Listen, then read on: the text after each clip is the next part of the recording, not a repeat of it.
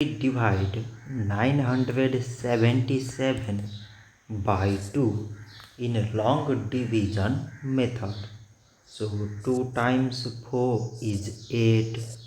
On subtracting we get 1. So now we put down this 7 and it is 17. So 2 times 8 is 16. On subtracting we get 1. So now again we put down this 7 and it is 17. So 2 times 8 is 16. On subtracting we get 1. So now there is no other number to put it down. So we take here decimal so that we put 0.